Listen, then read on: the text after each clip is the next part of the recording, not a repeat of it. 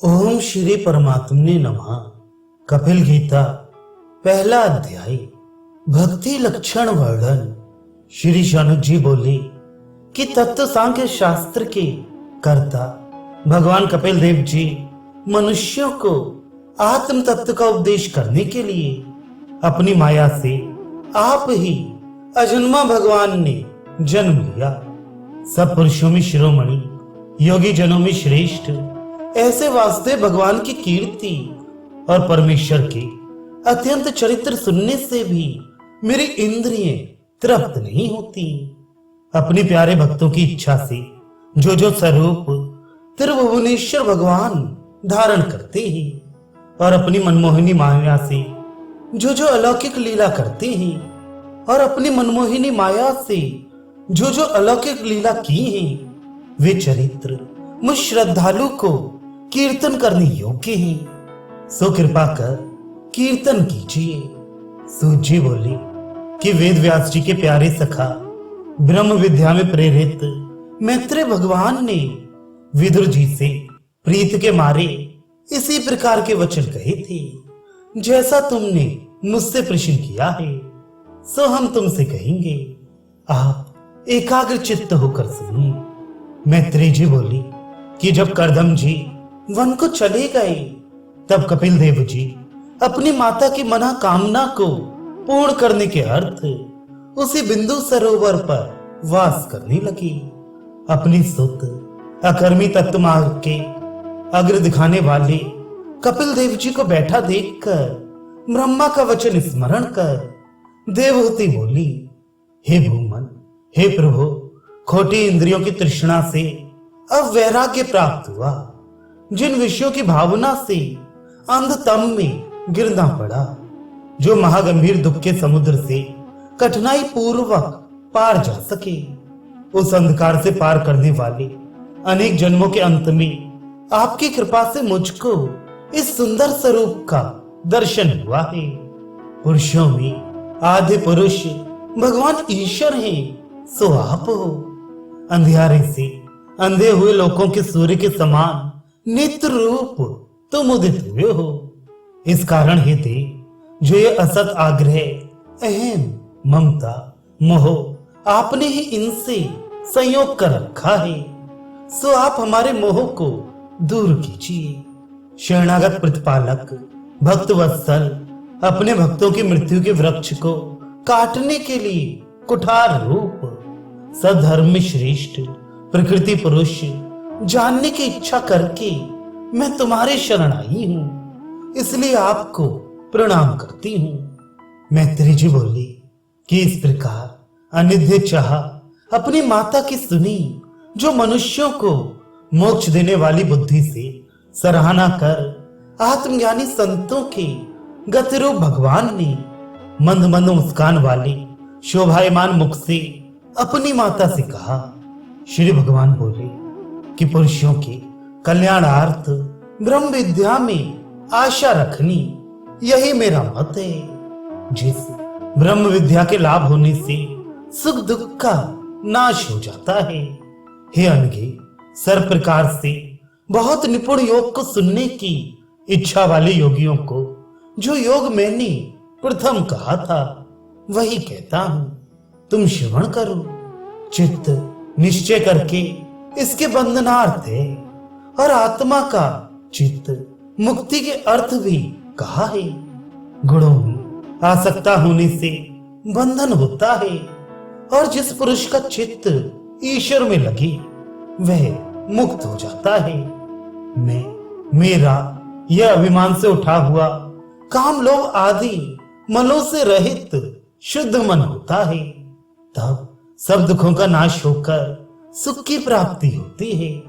तब पुरुष आत्मा केवल प्रकृति से परे निरंतर स्वयं ज्योति अणु मात्र अखंडित परमेश्वर को ज्ञान वैराग्य भक्ति युक्त आत्मा द्वारा सबसे उदासीन प्रकृति के पराक्रम का नाश करने वाला ब्रह्म जीव ब्रह्म को देखता है। भगवान अखिल आत्मा में लगे हुए के समान योगियों को ब्रह्म सिद्धि के लिए इससे अधिक और मंगलदायक मार्ग नहीं है। इस जीव को जगत में आसक्त हो जाना ये अजर अमर फांसी है। यही आसक्ति साधु संतों में करे तो उसके लिए मोक्ष का द्वार खुला हुआ है।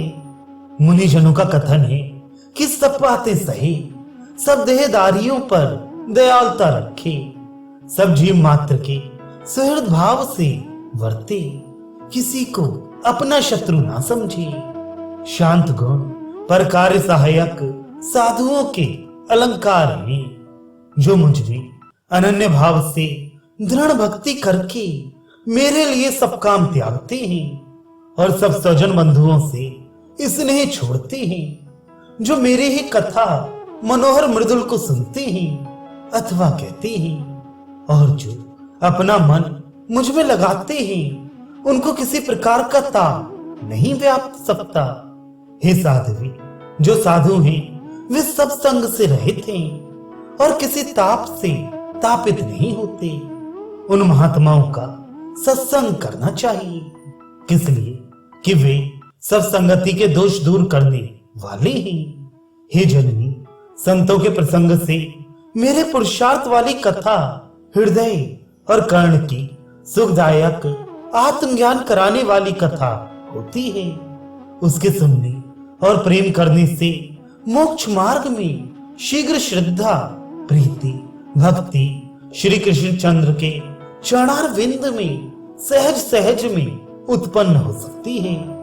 मेरे चरित्रों का चिंतन करने से प्रथम मनुष्य के हृदय में भक्ति प्रकट होती है और भक्ति करने से पुरुष को वैराग्य उत्पन्न होता है और वैराग्य में मेरी अलौकिक रचना के विचार करने से योग युक्त होकर चित्त के ग्रहणार्थ कोमल योग के मार्गों से यत्न करें। प्रकृति के गुणों की सेवा न करने से और ज्ञान वैराग्य अधिक बढ़ाने का चिंतन करें। योग का साधन करें, सब कर्म मेरे समर्पण करें और एकाग्र चित्त हो। मेरी दृढ़ भक्ति करने से प्राणी सर्व अंतर्यामी मुझको प्राप्त होता है। देवहूति बोली कि ऐसी कौन सी भक्ति है जिसको मैं कर सकूं, क्योंकि मैं स्त्री हूं। मुझको किस प्रकार की भक्ति करनी चाहिए जिसके प्रभाव से बिना प्रयास तुम्हारा मोक्ष पद प्राप्त होता है। ऐसा मैंने सुना है। भगवान का उपलक्ष्य करने वाला योग तुमने कहा है, सो कैसा है और उसके कितने अंग हैं जिससे तत्व ज्ञान होता है।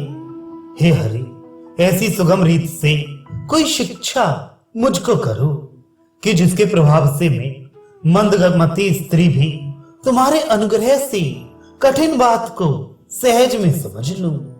मैत्री जी बोली कि कपिल देव जी ने अपनी जननी के मनोरथ को जानकर अधिक स्नेह किया।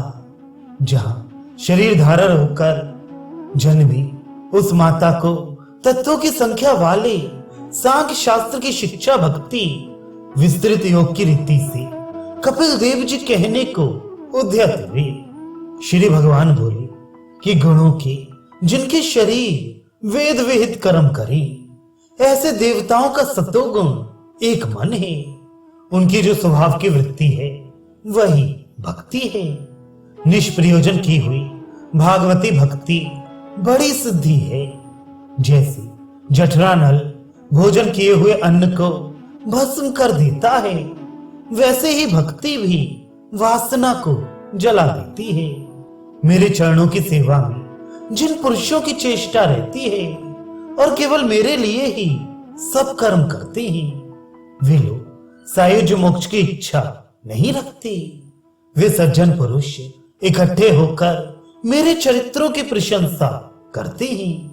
हे अम्ब, वे महात्मा लोग मेरा कोटि शशि सम प्रसन्न वदन अरुण नयन दिव्य वर प्रद रूपों को वाणी से बारंबार कहते हैं और आनंदित हो कर निहारते हैं। दर्शन योग्य रूप, उदार विलास, हास, अवलोकन, संभाषण, अत्यंत मनोहर सूक्तों से जिनके प्राण व मन और इंद्रियों को वश में कर लिया है, उनको बिना इच्छा के भी सूक्ष्म गति देता है। इसलिए विभूति, ऐश्वर्य, अष्टांग योग से भागवती श्री कल्याणदायिनी भक्ति के पश्चात आप ही प्राप्त होती हैं। जो सत्पुरुष मुझ में परायण है वे शांत रूप कभी नाश नहीं होते और मेरा काल चक्र उनको नहीं मार सकता, क्योंकि जिनका मैं प्रिय आत्मा हूं, पुत्र के तुल्य प्रतिपालक, मित्र के समान विश्वासी, गुरु के सदृश उपदेशक, भ्राता के समान हितकारी और देवातवत पूज्यवर हूं। इस लोक और परलोक को और दोनों लोकों में जाने वाले आत्मा को और आत्मा के पीछे जो यहाँ धन, पशु, गृह इत्यादि और वस्तु हैं, उनको सबको त्याग कर और विश्वमुख मुझको जो अनन्य भाव से भजते हैं, उनको मैं संसार सागर से पार उतार देता हूं। भगवान पुरुषेश्वर और सब पदार्थों का आत्मा वह अधिष्ठाता जो मैं हूं, मेरी शरणागत बिना आत्मा को सब जीवों का तीव्र भय कभी निवृत्त नहीं हो सकता। मेरे भय से पवन चलता है, सूर्य तपता है, इंद्र जल बरसाता है, अग्नि दहा करता है और मृत्यु संसार में घूमता फिरता है। ज्ञान वैराग्य युक्त भक्ति योग से योगी जन अपनी कुशल के लिए निर्भय हो मेरे चरणार विंद का आश्रय लेते हैं। पुरुषों को आनंद का हेतु इस लोक में इतना ही है कि तीव्र भक्ति योग से स्थिर मन मुझ में अर्पित करें।